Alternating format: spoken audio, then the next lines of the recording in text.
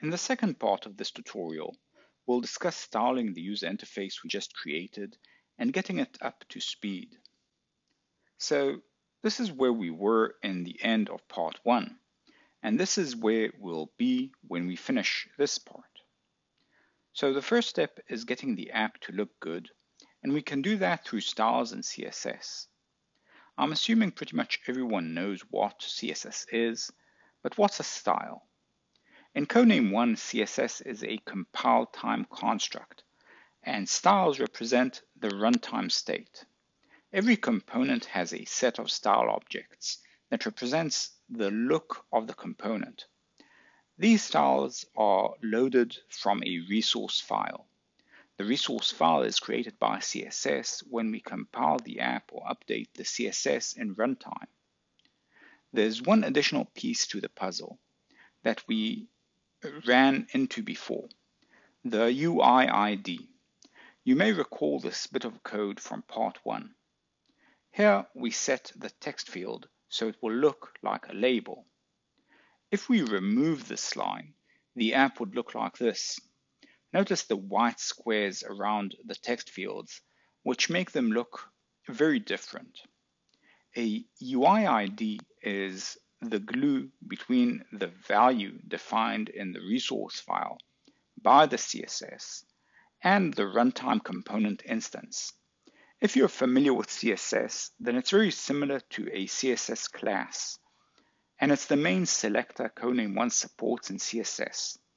If you're not familiar with CSS, don't worry, we'll cover that soon. In the first part, I showed the two final screenshots of the app running on iOS and Android. They looked different from one another. Not too different, but enough to indicate platform differences, such as fonts, alignment, etc. This is intentional. You would also notice that I didn't style anything about the current app, but it already has some color choices, fonts, etc. So this begs the obvious question: where did the existing styles come from? Codename One has some built-in styles. They are very basic, but they include some hard-coded and OS-agnostic default choices. Container is always transparent and always has a zero margin padding, for instance. That's an important aspect, and there's lots of reliance on that. The floating action button is styled to have a round border in the built-in style. That way it looks good on all OSs. When the app loads on a given platform or simulator, it loads the theme of the given platform. So on iOS, the iOS theme loads and brings styling to many components. This is the bulk of built-in styles that you would see. It covers almost every component. Finally, on top of that, there's your styling. This is important because a platform theme can cause your app to look very different on Android and on iOS, which is why it's important to test your app on different device skins. You can download skins through the simulator menu and test on various device types. If the native theme defined styling for buttons, we can override properties of that button in our theme. This allows us to customize the look while retaining some native appearances. This works by merging the theme to one big theme, where our application theme overrides the definitions of the native theme. This is pretty similar to the cascading aspect of CSS, if you are familiar with that. Let's put all of this theory into practice. We'll open the theme.css file and run the simulator. The changes in the CSS are reflected within a few seconds in the simulator, so there's no need to restart. When I discuss CSS, I'll show you the code in this form on the left, with the results on the skin on the right. When you follow along, I recommend turning on the Always on Top option in the simulator pull-down menu. This keeps the simulator floating on top of the IDE so you can see the changes as you save the CSS. Before we proceed, let's take a look at the default CSS code we have here. The hash constants section is a selector. With it, we indicate where we want the CSS block that follows to apply. Normally, you would enter a UID of a component here, but hash constants is a special case. It lets us define theme constants that change global behavior of the application. The only constant we have by default is include native bool. It's listed as a CSS attribute. Those are listed as key and value pairs with a semicolon to delimit the end of a statement and a colon as the assignment operator. In this case, we set the value of include native bool to true. Include native bool indicates that we want this theme to derive the OS native theme. Without it, the app won't look like an iOS app. Constants don't update live like the rest of CSS. They're a special case that needs to a restart of the simulator. Without the OS native theme, we only see the built-in styles and our CSS, which is currently blank. If I flip the flag to false and restart the simulator, I see this. Before I proceed, I'd like to stress that we strongly recommend you keep include native bool as true. We don't test the false option, and very few developers use that approach, so it's just not stable enough. I'm showing it here so you get a small sense of what the native theme does. You'll notice some things stayed the same where others were changed. The biggest thing is that the title is gone. It isn't actually gone, it's just small and hiding behind the notch. As you may recall from part 1, on iOS the area at the top of the form is the status bar, and it includes some padding. So the title doesn't hide in this way. That padding is defined in the native theme. You'll also notice that the labels and checkboxes look a bit different and are spaced differently. But the floating action button looks the same. Most of its user interface styling is built in. That was an interesting detour, but let's get back to our regular scheduled mode of include native bool as true. Adding the style selector label and setting the color attribute to red results in the text fields turning red. This is directly because we used setUID label on the text field instances. If we'd styled the text field entry, the user interface wouldn't have changed.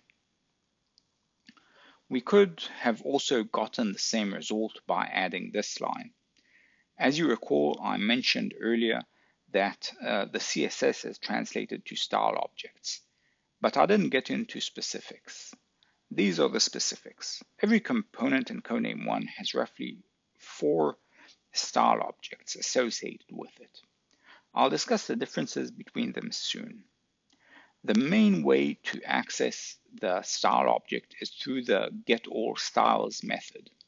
It returns a style object where the set operations apply to all the built-in styles at once. So if I invoke setFGColor, it will change the foreground color on all the styles. The next number means red in hexadecimal. The number is RGB, where the leftmost byte represents red, the middle byte represents green, and the rightmost one represents blue. This is the standard format for colors used in the web, so I won't go into it as there are many discussions on the web related to RGB colors. Unselected is used when a component isn't touched and doesn't have focus. You can get that object with getUnselectedStyle. Selected is used when a component is touched or is focused, or focus is drawn for non-touch devices. You can get that object with getSelectedStyle. Pressed is used when a component is pressed. Notice it's only applicable to buttons and button subclasses usually. You can get that object with getPressedStyle. Disabled is used when a component is disabled. You can get that object with getDisabledStyle. Those are a lot of methods for manipulating styles. Which should you choose? If you're trying to get information about a component, for instance, if you want to know the foreground color of a component, use getUnselectedStyle, which is probably closest to what you want. For setting values, go with getAllStyles, or the appropriate style you wish to change. There's one method that I didn't mention, and that's getStyle. Developers often make the mistake of using this method. This method returns the style matching the current state. That means that if the component has focus, it will return the selected style. But if it isn't, it will return the unselected style, etc. This is great if you're writing code that draws the current state of the component. For all other cases, this isn't very useful and might lead to inconsistent behavior, as the code will act differently based on state. Let's go back to our regular scheduled programming. We're introducing a lot of new ideas here. We're styling the toolbar area to include a background image. I'll go over the styles one by one. This is probably the hardest thing to grasp here. We set the border to none. By default, the toolbar area has a border that casts a drop shadow in. Styled border is a higher priority than gradients and images. If we remove this line, the background image will disappear as the border will take over. If you're trying to set a background image or a gradient and they don't take, try adding that line. The background image defines a background image which is inserted into the resource file. This is pretty standard CSS. Notice the image will always be copied into the CSS file. So if you use an HTTP URL, it will still be copied during compile time. So you can't rely on the image to update after compilation with this flag. With this syntax, the image is physically under the css/img directory, as you can see in the path here. You can see the physical image on the right here. Notice that it's larger than what we see in the simulator screenshot. To understand why, we need to move to the next line.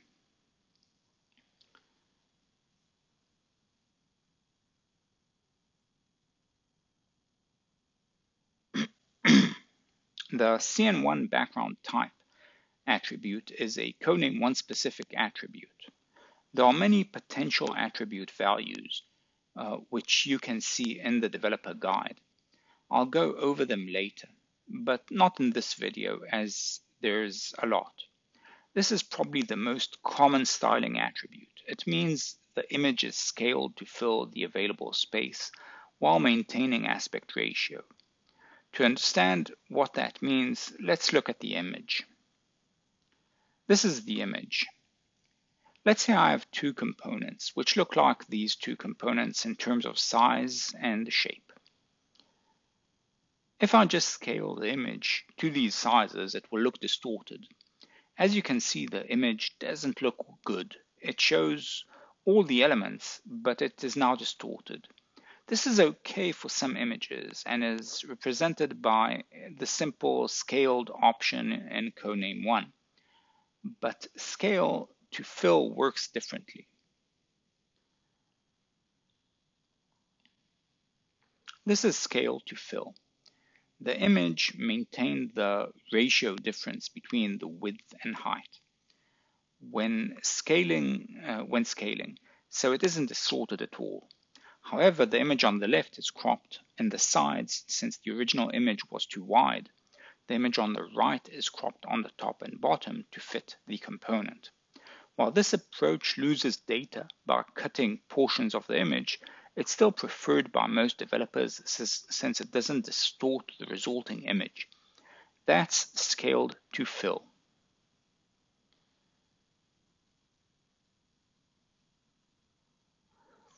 The next line is one of the harder ones to explain. Essentially, it means the image will be imported normally.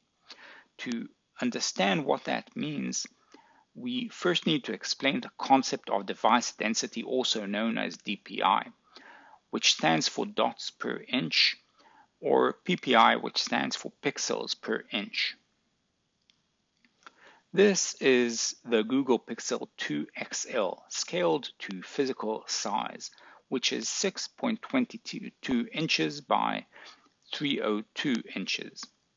The screen size for this device is 2,880 pixels tall and 1,440 pixels wide.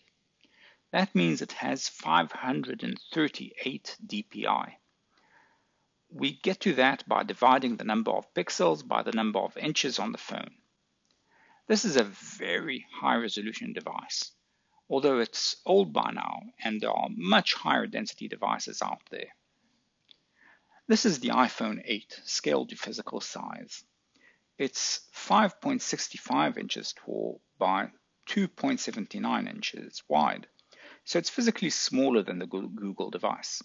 But its resolution is much smaller and amounts to 1334 by 750 pixels.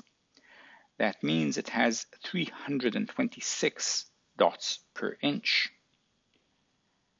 Now, here's a surprising result if you aren't aware of these things. iPad 4 is much bigger at 9.4 by 6.6 inches. It also has a high resolution of 2048 by 1536 pixels, which is a bit smaller vertically than the Google Pixel, but much larger than the iPhone 8. Yet, it has only 263 pixels per inch, which is noticeably less than the phone standing next to it. To give you a sense of scale, if the iPhone 8 would have had the density of the iPad, it would be slightly bigger. But the Pixel would be a huge 20-inch tall device that wouldn't fit in any pocket or even backpack. These are slightly older devices, but they are all from roughly the same generation of devices. That means that device density differences are extreme, even when you only target the current generation of devices. You might think, why does that DPI difference matter to me?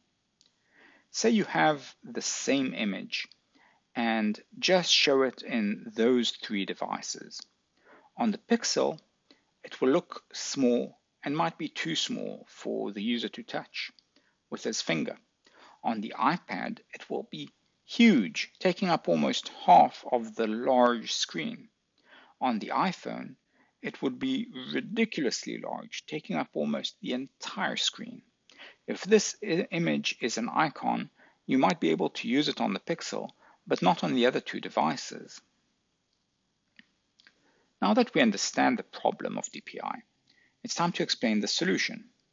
When we have an icon or similar image, we'd want a high-resolution version when running on a high DPI device, and a low-resolution version when running on a low-resolution device.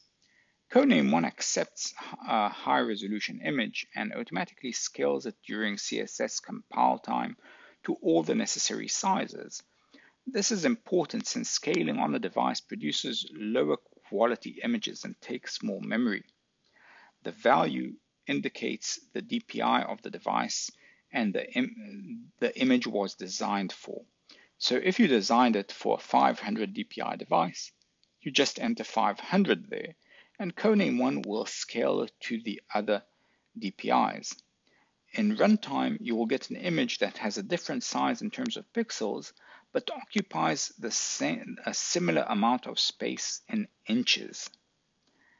In this case, 0 is a special value that disables that functionality entirely, since we scale the background image anyway. Sorry for taking you through that long explanation, but it's an important concept to grasp, as you will see now. Finally, we have the last two values, padding and margin. Padding is the space within the component. Notice that we give space in millimeters. This is important as millimeters look the same on every device. If we had given the space in pixels, it would look completely different on a high DPI device than on a low DPI device. The margin is the space between components, and in this case, we give it 0 pixels. Pixels don't matter here, since 0 in pixels is the same as 0 in millimeters. Padding and margin use the same convention for value order. If you put one value, it applies to all 4 sides. If you put 4 values, they are applied starting from the top in clockwise order. So top, right, bottom, and left values. To clarify, here's what happens when we set the padding to 0 pixels. The title shrinks to the minimum size possible. When we revert that and increase the margin to 2 millimeters, we see that the toolbar component leaves that space all around it. Hopefully, this clarifies these two settings. So let's move on. The title still doesn't look quite right, and the reason for that is the title itself. The first and obvious thing to do is to add the title styling and set it to white. But this still looks pretty bad. This is easy to solve by setting the font. We set the font size to 7 millimeters, which will have a uniform size across device DPIs. And we set the font to a native font. This statement might look odd. Why not just write a font name or include a TTF font file, both of which are things that we can do. The native prefix for a font uses the device native font. For the vast majority of cases, this is what we recommend that developers use. On iOS, it will pick the native San Francisco font. In older versions of iOS, it used Helvetica Neue, etc. For those who aren't familiar, this is the native OS font for iOS users. That's what they will see in their native apps. For Android, we will show Roboto for the exact same reason. Notice that since San Francisco isn't a free font, we can't ship it with our simulator. If it isn't installed in your system, we will show a different font. One important thing to keep in mind when changing the font size is that the refresh might not work well. Since I more than doubled the size of the font, the refresh made the title appear cropped. Restarting the simulator solved that issue. There are 5 built-in weights for the built-in fonts and an italic option. They range from thin to black, as you can see in this chart. This is how a thin title would look. It's great for some UIs, but might look a bit too narrow. The black version is heavier than bold, practically to a cartoonish level. Let's move forward to styling the entries. Now that we did title and the label becomes a very simple styling choice. We just give it more padding so it will be easier to touch, the entry with our finger. We also changed the font for a better looking font. Finally, we want to add the line under the individual tasks. Label would seem like the ideal place to do that, but the result is problematic. The syntax for drawing a border is the standard CSS syntax. Border bottom, where we provide 3 arguments: the color, which is the light gray, the width of the line, which we give in pixels. Since it's a thin line, using millimeters doesn't work well for these cases. Finally, we indicate we want a solid line and not dashed or something of that type. But if you look at the image to the right, you will see the problem. The line stretches under the label, not under the checkbox. We can work around this by adding a line under the checkbox too, but that might be problematic. There is a better way. As you may recall, TODO item inherits container. We can just set the UI ID of the entire container to task, which will let us style the entire width of the container. As you can see, the resulting underline does span the entire width of the item now. There are 4 entries here. The first is the line code, which is identical to the one we discussed a moment ago. We just moved it here from the label entry. The padding and margin are set to 0. As you may recall, container always has 0 padding and margin, so we should probably keep that same behavior. It's always transparent as well, which is what the last line is stating. With that, the app looks almost complete. Only 2 things are missing from its external functionality. Before we proceed, let's talk about the component inspector. Up until now, we discussed the UI ID values, but didn't discuss how we found them out. How would we know that Toolbar is the UI ID for the top area? We know that now, but what if we didn't know? For that, we have the component inspector, which we can launch from the Simulator Tools menu. The component inspector shows us the hierarchy of the components within the current form. When we select a specific component like the text field we selected here, it highlights the entry in the simulator as well. This tool provides multiple useful properties, including the UI ID, which you can see here. Notice you can type a new value into that field, which will change the UI ID of the component in runtime, so you can see the effect of the change.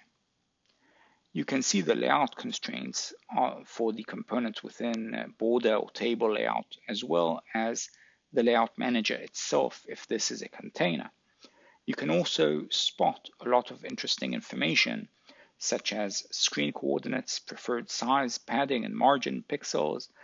This is a very useful tool to explore the UI when you run into problems or have a question. The first is the checkboxes. The final app has a good-looking blue checkboxes and not the default basic ones. There are multiple ways to change the checkbox UI, but the simplest is this. We convert the Done checkbox to a toggle button. This changes the look of the button and removes the default checkmark drawing. We then set the icon to the material icon of a checkmark. We discussed the material icons before when discussing the floating action button. As a reminder, these are built-in set of icons that use an icon font to adapt to different DPIs and color schemes.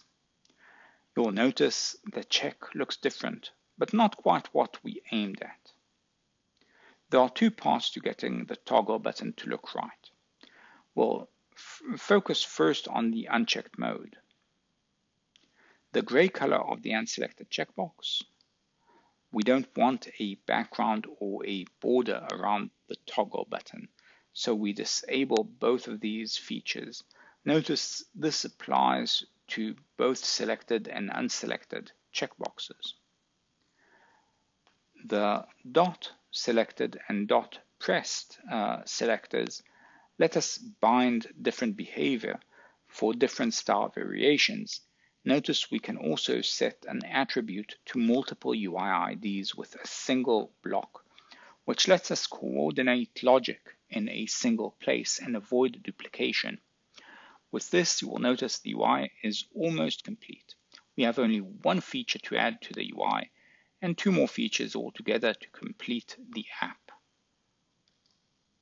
You might remember this icon from the initial screenshot of the finished app. This isn't a common icon, so you might not be familiar with its meaning. It effectively means clear. It removes all the checked items from the to-do list, leaving it cleaner. Before we implement the button, let's go back to the to-do form Java and add a method that performs the clear all operation. Let's go over the parts of the method one by one. There are two important things here. You recall the content pane is the actual container that includes the entries we added. So when we want to do stuff on the components within the form, we need to do it on the content pane and not on the whole form. That's why the operations we do here are done on getContentPane and not on the form itself. All the to-do items are added to the content pane. So by getting the number of components in the content pane, we know how many to-do items there are. Here we go for a loop over all the components. Notice that the loop is in reverse. We're going from the high number to 0. This is generally a more performant approach, but that isn't the reason we're doing this. I'll get to the reasons soon. We get to the current to-do item from the content pane. If the to-do item is checked, I can remove the component from the content pane. Here's the reason why we looped in reverse. Let's say we have 5 items and the first 2 are checked. We get item 0 and remove it. Then we want to get item 1, but because item 0 was already removed, the item we get is item 2. Then because we removed items, we get an out-of-bound error before we reach the 5th element. When going in reverse, we remove the item and go back, so there's no such problem. After we finished everything, we invoke save. It's pretty common in mobile apps to save implicitly without an explicit save button. This makes the app more intuitive and foolproof. Imagine getting a phone call before you had a chance to save and losing all the data because you forgot to save. The save and load methods are in stub form right now. I'll discuss saving and loading soon. As you recall, when we change layout of a container or a form that's already showing, we need to revalidate so components will be sized or positioned correctly. We can also do that while animating, which is what this code does. You can see the animate effect here as the checked elements are removed and the ones left slide into their new place over 300 milliseconds. Now you might be thinking, that was very verbose code. Can't we make it shorter? Probably not by much. In this case, the code won't work. Notice that we use the short version loops over components in the content pane using the short syntax. The problem here is the same one we have when looping forward. Since remove will modify the underlying list of components, we'll get a concurrent modification exception. To add the command button to the top right, we need the toolbar object. On it, we can invoke the add material command to right bar method. We have right and left bars representing both sides of the title. The material command is a shorthand form that lets us associate the command with one of the built-in material design icons. So the command accepts a name, which we leave blank, a material icon, which we set to the clear all icon. Then we pass a lambda that invokes the clear all method. With this code, the functionality works, but obviously doesn't look right.